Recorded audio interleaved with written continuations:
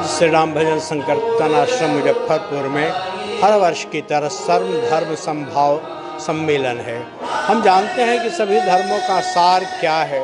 सभी धर्मों में दूसरों की पीड़ा देखकर संवेदनशील हो जाने का निर्देश है। साथ ही साथ प्रेम, करुणा, दया, स्नेह, क्षमा, ये सारे जितने अच्छे सद्गुण हैं सब धर्मों के तत्व हैं, सब धर्मों के सार है। प्रेम से बड़ा है प्रेम जगत में सार, और कुछ सार नहीं। हम जानते हैं कि चाहे वह हिंदू धर्म हो, सनातन धर्म हो, या मुस्लिम धर्म हो, इस्लाम धर्म हो, या क्रिश्चियन धर्म, जो भी धर्म हो, बल्कि हिंदू धर्म में भी कई शाखाएं निकलती चली गई, जैसे सिख धर्म है, जैन धर्म है, बौद्ध धर्म है। सारे धर्मों में अंततः करुणा से वंचित कोई भी धर्म नहीं, और करुणा ईश्वर की सबसे बड़ी कृपा है।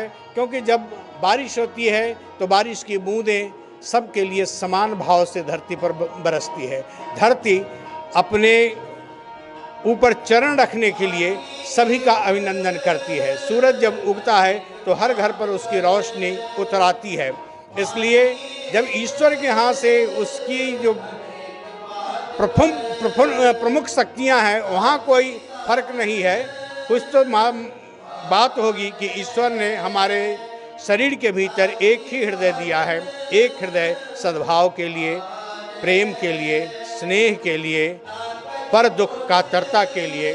सर्वधर्म समभाव के अंतर्गत हर वर्ष एक अच्छा संदेश मुजफ्फरपुर से जो निकलता है, कुछ ही दिन से ही, लेकिन लोग ऊर्जावान अगर हो जाएं, लोग इससे प्रेरित हो जाएं, तो यह इस धर्म समभाव की, धर्म सम्मेलन की बहुत बड़ी सार्थकता है।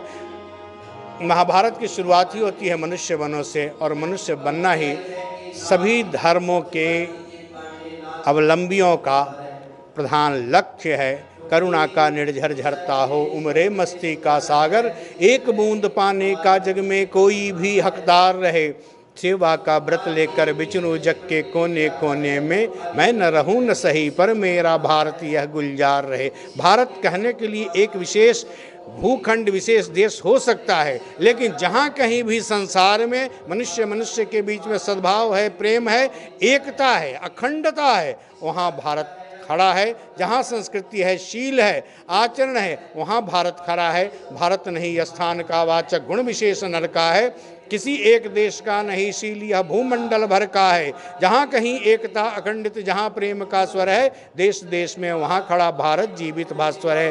मंदिर, मस्जिद, गुरुद्वारा सबका एक ही संदेश है, और उसी संदेश को सन्निहित करके यह सर्वधर्म समभाव है। और इससे संदेश यही जाता है कि मनुष्य के भीतर मनुष्यता की पहचान के लिए रोशनी की इबादत करो, चांदनी की इबादत करो, देवता बनना चाहो अगर आदमी की इबादत करो, वही मनुष्य है कि जो मनुष्य के लिए मरे। इसलिए इससे बड़ा और कोई धर्म नहीं होता है कि हम समस्त प्राणियों की रक्षा करें, और समस्त प्राणियों में, जड़ में, चेतन में, सब में उसी परमात्मा के दर्शन करें। आज कोरोना काल में प्रकृति ने अपने बिगड़े रूप के कारण जो संक्रमण खड़ा कर दिया, जो संकट खड़ा कर दिया है, इससे भी हमें सीख लेने की ज़रूरत है कि हम प्रकृति के अधीन हो, प्रकृति को अपने अधीन रखकर उसका शोषण दोहन न करें। प्रकृति कुदरत है, कुदरत ईश्वर के सबसे नज़दीक है, और ईश्वर के इस विशाल ब्रह्मांड में मनुष्य भी एक इकाई है। समस्त प्राणियों को जीने का अधिकार है, प्रेम के साथ, सद्भाव के साथ, आनंद और उल्लास के साथ। सर्वधर्म का यही सार है। आप सभी को मैं इस बात के लिए बधाई और धन्यवाद देता हूँ। आज का यह कार्यक्रम सर्वधर्म सम्मेलन है। संत श्री प्रेम भिक्षु जी महाराज अपने जीवन काल में सदियों से, बाल काल से ही सेवा, भक्ति, उदारता का प्रतीक थे, और सभी धर्मों को समान रूप से माना करते थे। उनका कथन था कि मैं तो परमेश्वर के यहाँ से आया हूँ, मैं नहीं जानता मैं किस जाति और किस धर्म का, मैं मानव हूँ। मानवीयता उनकी धर्म थी। 114 वर्ष की लंबी आयु में स्वतंत्रता सेनानी बने, राष्ट्र के लिए जेल गए, फिरंगियों से लड़े।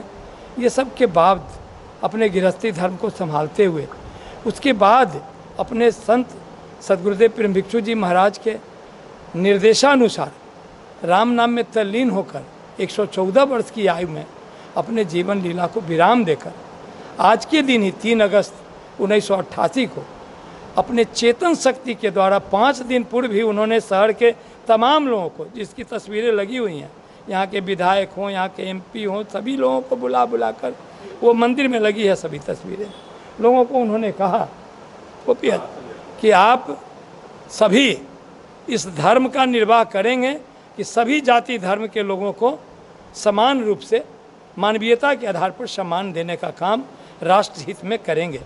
राष्ट्र सबल तभी होगा जब हम एक और नेक होकर, जब धर्म की हानि होती है, जब ही समाज एक होते हैं, तो फिरंगियों से लड़ करके सभी लोगों ने अपनी त्याग तपस्या के बल पर देश की आज़ादी ली थी। फिर बाद में चलकर इन दिनों 77 में भी बदलाव हुआ था और सभी एक और नेक हुए थे, तो सरकार सत्ता में बदली थी। जब किसी तरह की विघटनकारी समाज के लोगों को आंदोलित करता है, तो ये धर्म और ये समाज की एकता, मानव का कल्याण और राष्ट्र का हित करता है। इसी उद्देश्य की पूर्ति में संत राम भजन जी महाराज के आदर्शों का परिपालन करते हुए हम सभी लोग प्रत्येक वर्ष 3 अगस्त को सर्वधर्म सम्मेलन का आयोजन करते हैं। और हमारे यहाँ आपने देखा कि सभी जाति धर्म के लोग, हमारे गुरुद्वारा से भी गुरु ग्रंथी आए हैं, हमारे चर्च से भी हमारे पादरी जगदीश मसीह आए हैं, हमारे मंदिर के प्रधान पुजारी पंडित विनय पाठक जी आए हैं, हमारे सांस्कृतिक और साहित्यिक के विरासत के डॉक्टर पुरोधा संजय पंकज जी विराजमान हैं। और इस तरह के सभी जाति धर्म के नर नारी स्त्री पुरुष इस कार्यक्रम में भाग लेते हैं। क्यों भाग लेते हैं? कि हम भारतवासी हैं, हमारा एक धर्म है, हम राष्ट्र की रक्षा करें, हमारा एक धर्म है कि हम मानवीयता को बचाए रखें, हमारा एक धर्म है कि हम समाज को समुन्नत विकास की ओर ले चले।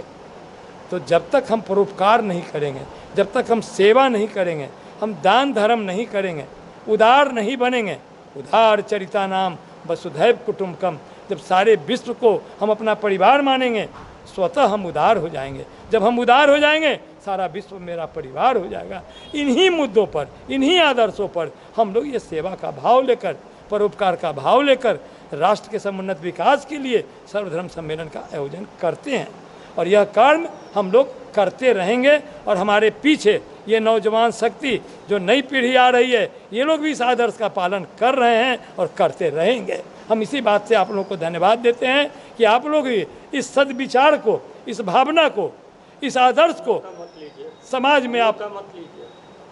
में आप विकसित करने का काम करें, ताकि लोगों में इस तरह की भावना का विकास हो और लोग एक होकर के राष्ट्रीयता को और मानवीयता को बचाएं। इसी में विश्व का कल्याण है और हमारा भारत महान है। इसी उद्देश्य से ये सर्वधर्म सभा आप सबों के लिए, विश्व के कल्याण के लिए और भारत के समुन्नत विकास के लिए, मानव की एकता के लिए आयोजित रहती है।